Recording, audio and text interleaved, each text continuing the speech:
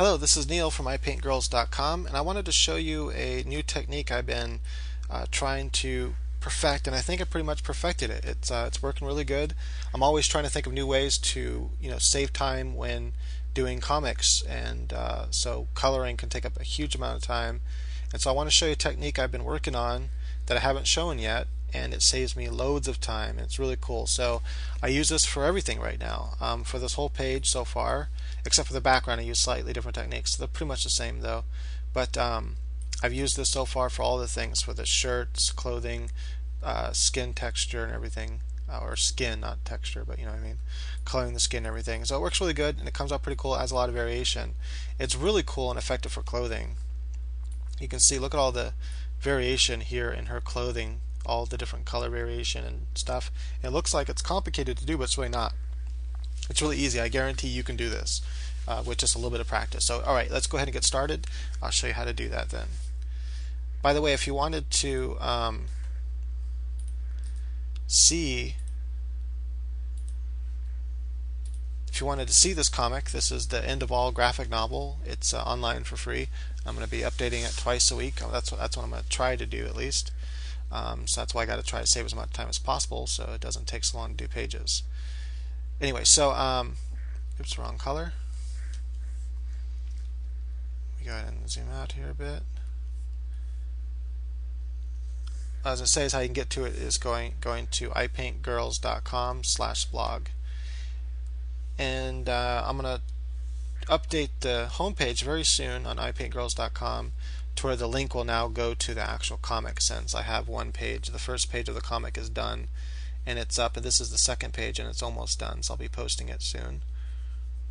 So first thing I do is I flatten, and I do this for the whole page. I flatten the whole page. You can see all this is all flattened. Like you can see the stuff I haven't colored yet, but it's flattened. That means you have the base color in there. And so I do this with a large brush, and it's at it's a standard hard brush. The only thing that's on it for the pen is size. So size is set to pen pressure. Nothing else is though. Now I go to the size 5 brush, same brush, and I fill in the edges.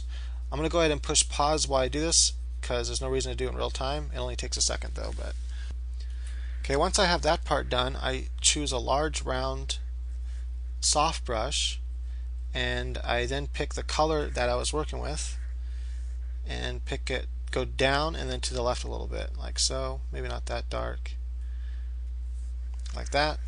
Then I fill in, oops, I forgot to get the magic wand tool, and go like that on the color I want, and then hit Control H to make them disappear. That's still there, but now I can't see it, so Control H is very helpful for that.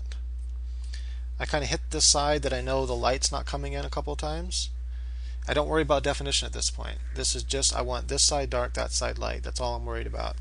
And then I grab my color dodge brush, which is set to 21% opacity. You'll see the color dodge up there, 21%.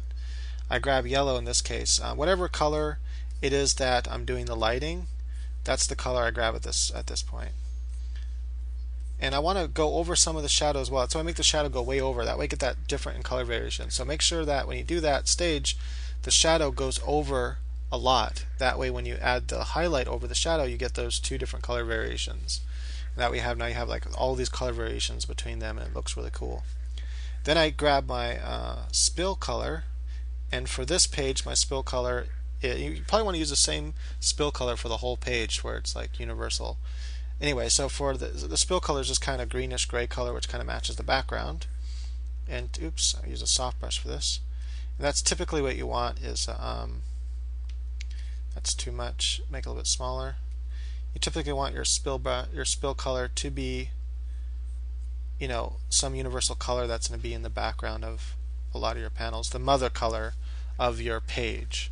The mother color means, you know how you have a mother color in a painting? You can also have a mother color of your entire page. That's the color that's used mostly throughout the entire page. Okay, anyway. Don't want to get sidetracked with color theory and stuff. Now I'm getting really close to what I'm going for. Now I grab my pen brush again, and I'm going to grab this one of the middle colors between these, and I'm going to go a little bit darker, so down and to the left.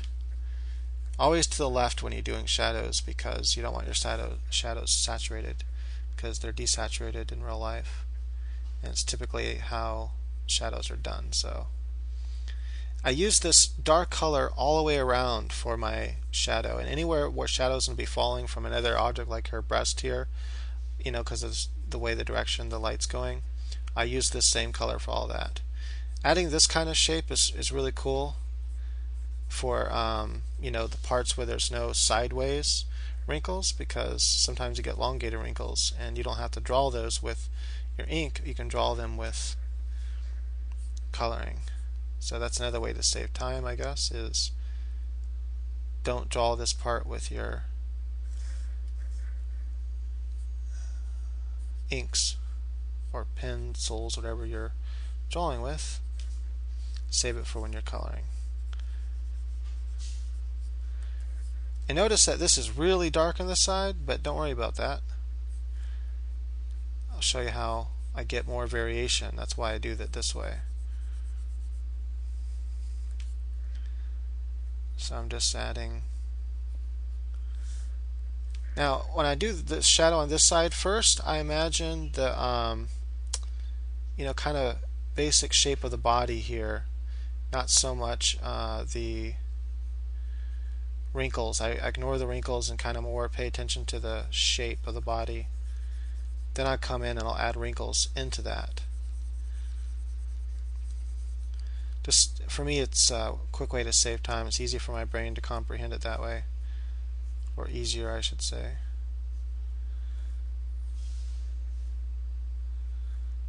I don't spend too much time, thinking about all this kind of stuff, because you do, then you waste too much time. You don't want to waste too much time.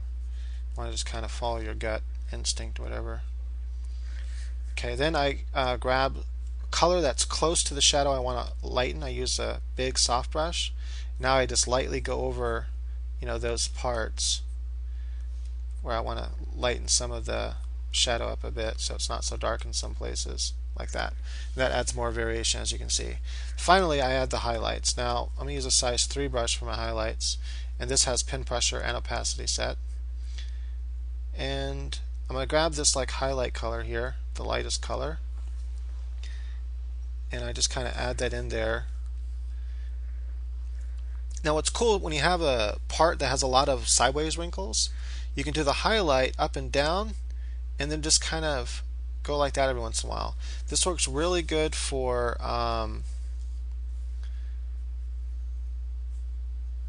leather and stuff like that. I add a few little lines here and there just to add some sort of highlight.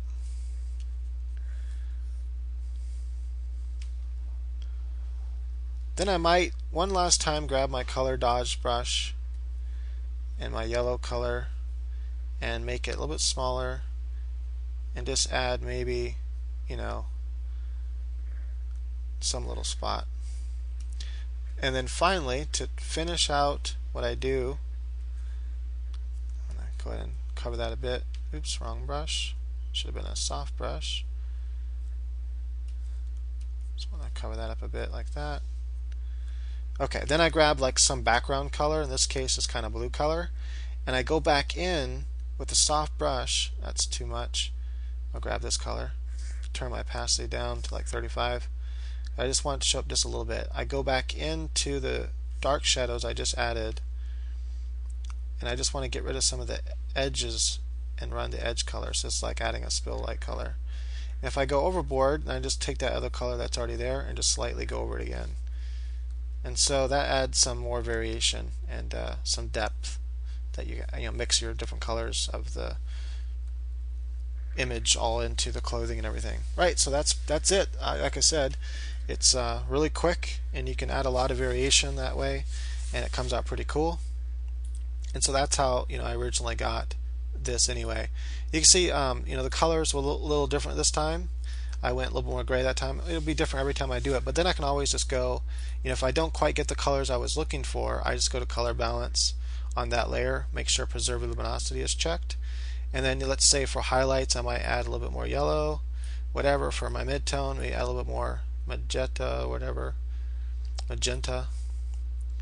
And then shadows, maybe a little bit of blue or something like that. And then what I'll do is I'll grab my, notice the ants are still there, you just can't see them. I'll grab a saturation brush and choose like a darker gray, and I'm almost out of time here, and I'll just go like that a little bit to gray it out more. Anyway, so that's it. Thank you for watching. Hope you enjoyed this. Go ahead and click the thumbs up button. That'd be cool. And hey, leave a comment and let me know how this works out for you, if it saves you time. It's really easy to do, like I said, and it adds a lot of variation to what you're doing and a lot of coolness. Right, so thank you for watching, and check out the comic if you want to read it, whatever. Let me know what you think of that too. You can leave comments on the actual pages of the comic, so because it's using WordPress. All right, cool.